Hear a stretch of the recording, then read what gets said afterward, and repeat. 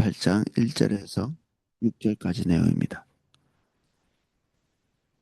사도행전 28장 1절에서 6절까지 내용입니다.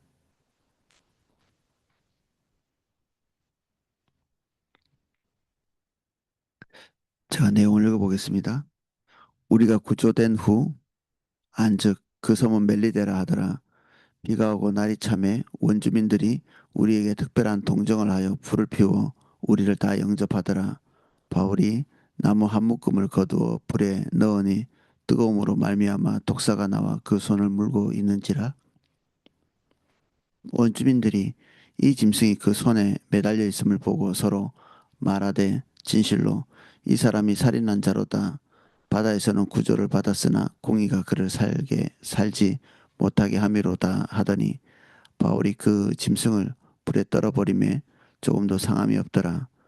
그들은 그가 붙든지 혹은 갑자기 쓰러져 죽을 줄로 기다렸다가 오래 기다려도 그가 아무 이상이 없음을 보고 돌이켜 생각하여 말하되 그를 신이라 하더라. 1절입니다. 우리가 구조된 후에 안즉 그 섬은 멜리데라 하더라. 아, 사도 바울이 탄 이 배 안에 300명 가까운 사람들이 있었고 그 배가 이제 난파되어서 그런데 한 명도 이렇게 죽지 않고 다 살아서 이렇게 구조된 게 하나님의 예언대로 하나님의 말씀대로 고스란히 그렇게 됐죠. 여기 멜리데는 이탈리아 제일 남쪽에 있는 섬이 어, 시칠리인가 그런데 이 시칠리보다 더 밑에 보면 이 몰타라는 섬이 있습니다. 멜리데라는 지명이 그 몰타 섬을 말하는 건데 지금은 이제 몰타가 이탈리아 땅은 아닙니다. 몰타 공화국이라고 따로 이렇게 국가가 있는데 거기에 이제 도착한 거죠. 이 배가. 예, 그때는 이제 로마의 어, 식민지 가운데 있으니까 여기 로마의 군대도 주둔해 있고 행정관도 여기에 주둔해 있고 그런 상황이었죠. 예, 비가 오고 날이 참에 원주민들이 우리에게 특별한 동정을 하여 불을 피워 우리를 다 영접하더라. 여기 원주민이라고 하니까 너무 이렇게 막 야만인처럼 이렇게 느낌이 그럴 수도 있고 예전 성경은 더 이제 야만인 같은 그런 느낌이 있는데 이 원주민이라는 단어 자체가 헬라인들이 자기 민족이 아니면 이방 사람들은 전부 다 이 원주민이라고 불렀거든요. 그 지역에 사는 사람이라는 뜻이죠. 근데 우리도 원주민이 되는 거죠. 대한민국 원주민이죠. 예, 그들의 입장에서는 그렇습니다. 그래서 헬라인들 중심적으로 볼 때 이제 타 지역에 있는 존재다 이렇게 이해하시면 되고 원주민들은 그들 지금 일반적으로 생각하는 것처럼 완전히 미개한 그런 사람들은 아니었습니다. 이렇게 어느 정도 이렇게 문화적인 수준이 있고 그렇다고 뭐 로마처럼 그런 핵심적인 어떤 문명이 있는 그런 곳은 아니었겠죠. 어, 그들을 통해서 나머지 사람들이 영접을 받고 어, 구조를 받도록 생명을 유지할 수 있는 그런 어, 동정을 받습니다. 예. 3절입니다. 바울이 나무 한 묶음을 거두어 불에 넣으니 뜨거움으로 말미암아 독사가 나와 그 손을 물고 있는지라. 사도 바울이 난파되고 그 자리에서 이렇게 어, 그냥 아무 일도 하지 않고 구조된 것 자체를 즐기고 있는 그런 상황이 아니라 지금 다른 사람들에게 필요한 것을 공급하기 위해서 나무를 묶고 나무를 하고 이렇게 부지런히 움직이고 있는 모습이죠. 그런데 그 특유의 부지런함을 가지고 있었다 이렇게 보여집니다. 자기 생계를 위해서 장막 짓는 일을 한 것처럼 여기서 다른 사람이 가져다 주는 나무 뭐 이 장작불을 피워 놓으니까 이건 금방금방 나무가 없어지죠. 계속 이제 나무를 공급해야 불이 계속 타오를 테니까 이 나무를 집어넣기 위해서 계속 반복적으로 예, 나무를 주워오는 이런 일을 한 것입니다. 그래서 스스로 대접받는데 익숙하기보다는 사람들을 섬기는데 훨씬 익숙한 사람이었죠. 이런 선행을 하고 있는 과정에서 어, 주의 깊지 못하게 아마 지쳤겠죠. 이 먹을 것도 제대로 못 먹고 하나님 앞에서 믿음이 있다고 해도 그 난파된 이 기간 동안에 어, 영적으로도 그리고 육적으로도 지쳐 있었던 그러니까 뭐 부주의했겠죠. 이 나무만 이렇게 딱 골라서 조심조심 이렇게 해야 되는데 사람은 항상 그럴 수 없거든요. 사람은 항상 조심하고 주의를 기울이고 실수하지 않고 인간은 그럴 수가 없습니다. 사도 바울도 사람이었고 나무를 거두면서 뭐 그냥 이 뱀이 있는지 없는지도 모르고 그냥 이렇게 거둬들인 거죠. 최선을 다해서 다른 사람을 섬기지만 이 안에 어, 불가피한 부주의가 있었던 거죠. 그래서 이 나무를 모아다가 집어 넣을 때 그 안에 있던 뱀이 뜨거우니까 자기도 모르게 나와서 이제 손을 물었겠죠. 독사 물리면 죽죠. 근데 하나님께서 어, 기적을 베푸셔서 났습니다. 어, 이런 사건들을 이렇게 보고 원주민들은 두려워하죠. 사절입니다. 원주민들이 이 짐승이 그 손에 매달려 있음을 보고 서로 말하되 진실로 이 사람은 살인한 자로다. 바다에서는 구조를 받았으나 공의가 그를 살지 못하게 함이로다 하더니 뱀에게 물리는 것은 되게 무서운 일이죠. 특히 이 독사라고 이렇게 돼 있는데 어떤 사람들은 사도 바울이 안 죽었으니까 독사는 아닐 거다 이렇게 얘기하는데 여기 독사라고 기록돼 있죠. 이게 지금 이 원주민들이 이, 이 토양을 잘 알고 있고 여기 오래 살았던 사람들이 독사라고 이렇게 지칭을 했기 때문에 이거 독사가 맞는 겁니다. 지금은 이제 몰타섬에 독사가 없다고 하거든요. 지금 2000년 전 일이니까 그동안에 사람들이 잡고 이렇게 해서 멸종을 했겠죠. 사람이 안전하게 살기 위해서 그동안 쭉 이렇게 독사를 잡고 멸종시켰을 수도 있는데 어쨌든 지금은 없는데 과거에는 이 독사가 있었고 이 독사에 물리는 것은 인간에게는 큰 두려움이죠. 우리는 어떤 두려운 일이 딱 닥치잖아요. 그러면 옆에 사람이 두려운 일을 닥쳤다. 예를 들어서 뭐 병에 걸렸다든지 뭐 부도가 났다든지 아니면 뭐 해고가 됐다든지 뭐 이런 나쁜 일이라고 일반적으로 통칭되어지는 그런 일이 주변에서 일어나면 사람들은 나에게도 이런 일이 닥치지 않을까 하는 두려움이 있습니다. 조바심이 있는 거죠. 저 사람이 물렸네? 왜 물렸을까? 저 사람 죽겠네? 나도 이렇게 거의 그런 일은 누구에게나 닥칠 수 있는 일이니까 두렵죠. 그래서 사람들의 머릿속에 이런 것들을 이제 극복하는 시스템이 작동하기 시작하죠. 이 무서운 일이 나에게도 닥칠지 모른다는 이런 마음을 가지고 있으면 그냥 일상적으로 살아갈 수 없는 거죠. 어떻게든 이 불안과 두려움을 떨쳐내야 되는데 그래서 이제 이 사람은 방어 기제가 이렇게 나오기 시작해서 저 사람은 살인자이기 때문에 그건 무슨 이런 나쁜 일을 당할 만한 충분한 이유가 있기 때문에 이렇게 이런 일을 당한 거다. 나는 그런 일을 안 했으니까 뱀에 안 물릴 거다. 이렇게 생각을 하면서 이 불안을 떨치는 거죠. 이게 뭐 대한민국 사람이니까 나는 훌륭해. 뭐 양심도 좋고 뭐 이렇게 우수한 사람이야. 이렇게 하는 국뽕 비슷한 거죠.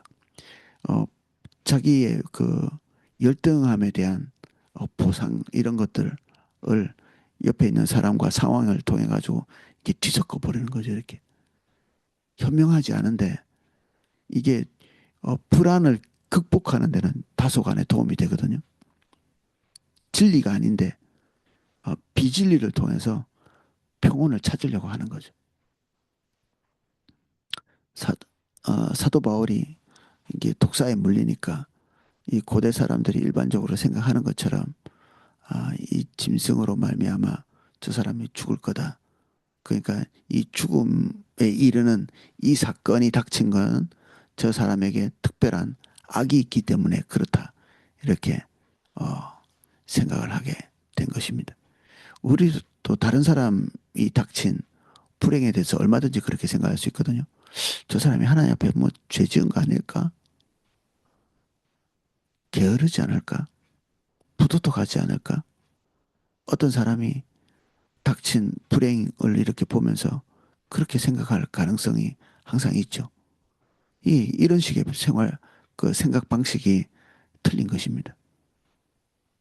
그리고 그런 것을 떨쳐내는 방식으로 그렇게 다른 사람을 판단하고 그리고 어, 그 시대의 사람들이 생각하는 것처럼 똑같은 생각 방식으로 생각을 해서 불안을 떨쳐내는 것 자체는 어떻게 보면 범죄라고 할 수 있죠. 하나님께서 헤아리지 말라고 하신 그리고 카운트하지 말라고 하신 거를 우리 위반하고 있는 것이죠. 사도 바울의 태도는 한면에서는 놀랍고 한면에서는 우리가 본받아야 될 부분들이 있습니다. 바울이 그 짐승을 불에 떨어버림에 조금도 상함이 없더라. 이건 초월적인 일이죠. 사도 바울은 이 초월적인 일과 일상적인 일이 아주 이렇게 긴밀하게 연결돼 가지고 생활하고 있죠. 이런 일이 있다고 거드름 피우는 것도 아니고 일상적인 일이 있으면서도 끊임없이 이렇게 초월적인 일들이 나타나는 이게 사도행전에서 빈번하게 나타나는 일이죠. 저는 우리 새롭게 출발하는 교회가 이런 초월적인 일과 그리고 일상적인 삶이 딱 이렇게 밀착돼서 사도 바울처럼 나타나기를 너무 기대가 됩니다. 바래지고. 그래서 그걸 풀에 떨어버리게 되고 조금도 상함이 없었더라. 대수롭지 않은 걸로 여기는 거죠. 우리가 하나님 앞에서 뭔가 잘 살라고 애를 쓰다 보니까 우리는 우리 삶에 닥치는 약간의 불행, 우리의 마음을 약간 불안하게 만들 수 있는 어떤 요소들이 딱 일어났다. 뭐 지갑을 잃어버렸다든지 뭐 돈을 잃어버렸다든지 내가 원하는 것이 되지 않았다든지 시험에 떨어졌다든지 뭐 이런 어, 우리가 안 좋은 일이라고 평가할 수 있는 일들이 닥치게 되면 금방 이건 내가 뭐 하나 옆에 잘못했나 이런 생각이 툭 들어오거든요. 그런데 이게 우리 심령이 약한 거죠. 불안에서부터 기인한 것입니다. 주님 앞에서 이렇게 점검해 볼 필요는 있겠죠. 어떤 상황이 탁 부딪힐 때 하나님으로부터 어떤 사인인가 한번 점검해 볼 필요는 있습니다. 유익한 거죠. 근데 이것에 깊이 빠져서 불안해하고 두려워하는 것 이것은 하나님을 잘 모르는 것이고 그리고 우리는 상황에 너무 깊이 매몰되는 거죠. 추일을 하다 보면 우리는 인간이라 이런 때로는 부주의하고 실수하고 때로는 이런 그 좋지 않은 일이 닥치기도 하고 이거는 그냥 어떤 어, 어떤 숙명 아니면 그냥 일상적인 일로 받아들이고 이렇게 그냥 넘어가는 거죠. 옛날에 여주봉 목사님이 어, 우리 성도들로부터 이렇게 기도 사역을 이렇게 받는 중에 어떤 분이 목사님을 향해서 그런 기도 사역을 하는 게 지금까지도 기억이 남거든요. 그게 이런 거였습니다. 우리가 주의 종으로서 주님을 따라 이렇게 쭉 가다 보면 좋은 일도 있고 나쁜 일도 있고 그리고 어떨 때는 명백히 잘못된 일이라고 생각된 부분들이 또 사람이니까 실수가 턱 나오겠죠. 근데 그런 실수들 하나하나를 다 짚고 넘어갈 수는 없는 겁니다, 우리가. 예, 그때 기도 사역자가 그런 거 하나하나를 그냥 탁 짚고 넘어가지 말고 대체로는 그냥 하나님께서 말씀하시지 않으면 그냥 넘어가도록 말하는 거죠.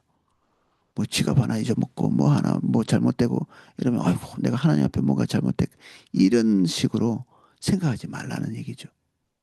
예, 그렇게 하면 피로감 때문에 하나님의 길을 기쁜 마음으로 갈 수가 없습니다. 주님을 따라가는 어떤 원동력은 이 불안과 두려움이 아니라 기쁨과 희락입니다. 기쁨과 희락. 그리고 기대감, 설레임 이런 거죠. 주님을 따라가는 게 얼마나 신납니까? 주님이 우리에게 말씀하신 것들이 사람이 할 수 있는 일이 아닐 가능성이 많거든요. 주님이 지지하고 돕지 않으면 할 수 없는 일. 그렇기 때문에 두려워하는 게 아니라 하나님이 나를 통해서 하실 일들, 그리고 지금 행해 가시는 일에 대한 설레임을 가지고 쭉 이렇게 따라가는 과정에서 어떤 작은 일들이 이렇게 벌어질 때 그런 것들은 그냥 잠깐 생각하고 툭 털어버리는 게 이게 성숙한 사람입니다. 그래서 작은 어떤 일만 터져도 잠을 못 자고 막 뒤척이고 이렇게 하지 않는 훈련을 하는 게 우리는 좋죠. 사도 바울은 뱀에 물렸는데 독사인데도 그걸 툭 털어버리고 그냥 지나가 버리죠. 아무 일도 아니라는 듯이. 하나님께서 말씀하신 것대로 오고 있고 그 말씀 위에 견고히 서 있기 때문에 다른 짜잘한 재앙과 같은 일들이 심령을 흔들지 못하는 것이죠. 바울같이 되죠. 바울같이. 사실 저도 어떤 부정적인 일이 딱 벌어지면 움찔할 때가 있거든요. 혹시 내가 뭐 잘못했나? 당연히 잘못한 거 있겠죠. 사람이 잘못한 거 없으니까. 뭔가 이제 나쁜 일이 터지면 사람은 자기가 잘못한 부분들을 하나하나 이게 곱씹어 보게 돼 있거든요. 근데 이것과 이 벌어진 일이 그다지 깊이 있게 관련되어 있지 않은 거죠. 그리고 혹여 우리가 부주의해서 어떤 일이 벌어진다 할지라도 이게 심대한 심각한 범죄가 아니라면 실수라면 그냥 하나님 저를 불쌍히 여겨 주십시오 하고 툭 지나가는 그리고 잊어버리고 또 할 수 있는 대로 그것을 수습하고 그렇게 넘어가면 되는 것입니다. 지나치게 예민하지 않는 것 이것이 성숙한 것입니다. 막 이렇게 촉각을 곤두세우고 막 벌벌 떨고 이렇게 가지 않고 전반적으로 하나님을 기뻐하고 이 기쁨이라는 것이 우리 그리스도인들에게는 얼마나 중요한지 모릅니다. 주님을 따라가는 기쁨.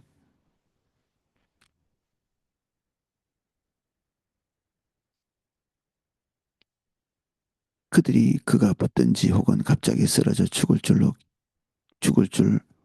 기다렸다가 오래 기다려도 그가 그에게 아무 이상이 없음을 보고 돌이켜 생각하여 말하되 그의 그를 신이라 하더라.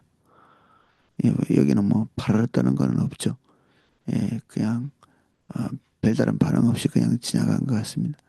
하나님께서 사도 바울이 처한 모든 상황들이 복음으로 직결될 수 있도록 하나님께서 은혜를 주시는 사실 이 몰타가 지금 뭐 카톨릭이 98%라고 하거든요.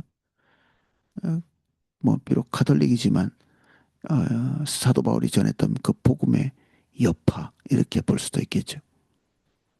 예수 그리스도를 믿고 그 주목해서 보고 있는 어, 구조가 된 사도 바울이 전한 복음을 뒷받침하는 요소밖에는 되지 않았다. 이 재앙이라는 것이 우리에게 닥치는 일에 대해서 주변 사람들이 이상한 시선으로 볼 수도 있거든요. 왜 그러냐? 뭔가 잘못한 거 아니냐? 주변에서 그런 시선을 줄 때 우리는 하나님 앞에서 탁 점검하고 아니면 툭 털어버리고 그냥 주님이 인도하시는 대로 쭉 가는 거죠. 그렇게 하면 사람들이 가지고 있는 우리의 평가는 하나님께서 어느 시점에 다 바꾸십니다. 이 군중심리라는 책이 요새 저 재미로 좀 보고 있는데 거기에 이제 소제목을 하나 딱 보니까 이런 게 있더라고요. 군중은 어, 어떻게 보면 간사한 이 한 사람 한 사람은 나름대로 신중하고 인격적으로 좀 높을 수도 있고 낮을 수도 있고 경박할 수도 있고 근데 군중은 기본 특성 자체가 아주 이렇게 금방금방 변하는 이 마음 자체가 오늘 뜨겁게 분노하다가 내일이면 차갑고 싸늘하게 이렇게 식는 그래서 군중을 이렇게 대상으로 해가지고 일을 하는 사람들은 이것에 당황을 많이 하죠. 하루아침에 신처럼 이렇게 떠받들다가 하루아침에 그냥 어, 내팽개치는 이 인기가 하루아침에 올랐다가 하루아침에 내리는 이게 군중 심리의 특성이라고 하더라고요. 금방 쉽게 변하는 변덕스러운 사람들의 마음은 멀리서 우리를 지켜보기 때문에 그리고 그들이 생각하고 싶은 대로 거기다 자기의 생각의 프레임에 맞추기 때문에 특별히 군중의 심리는 더욱 단순화돼 있고 그리고 무책임한 그런 면이 있기 때문에 제멋대로 생각하는 거죠. 거기에 집중하면 주님 따라 못 갑니다. 그 마음은 하나님이 한순간 한순간 바꾸시고 돌이키십니다. 어쩌면 군중은 뇌가 없을 수 있습니다. 이 뇌가 없이 충동적으로 선동하는 대로. 그래서 다수가 나에 대해서 미워할지라도 다수가 나를 신적으로 막 떠받친다 할지라도 그것은 아무것도 아니다. 하나님과 나와의 관계만 변함없이 가면 나머지 것들은 하나님 손에 맡기고 가면 아무 문제 없습니다. 오늘은 여기까지 살펴보겠습니다. 기도하겠습니다. 주님, 저희들 나름대로 주님의 인도를 따라가기 위해서 부족한 거 많지만 오늘도 이렇게 걷습니다. 우리가 주님 따라가면서 일어나는 부주의함, 실수 이런 것들이 늘 보입니다만 주님, 우리가 주님만 주목합니다.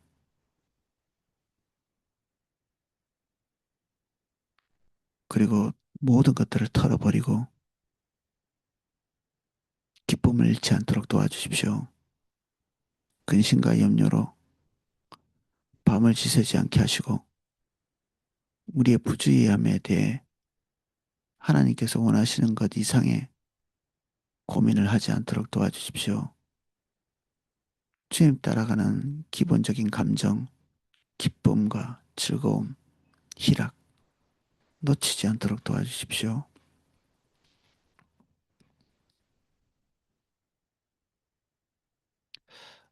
우리 청년의 수양회가 다가옵니다. 한 과정 한 과정 주님께서 은혜를 주시고 지금 차량이 어, 어떻게 준비될지 잘 모릅니다.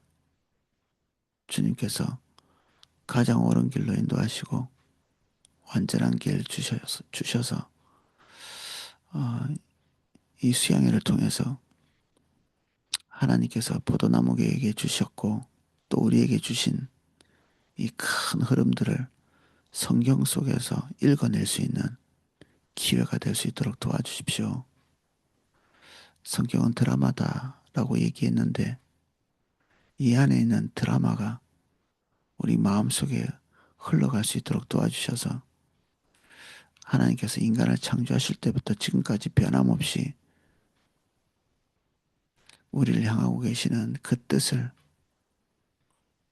성경을 통해서 발견하는 시간 되게 해 주십시오. 예수님 이름으로 기도합니다. 아멘.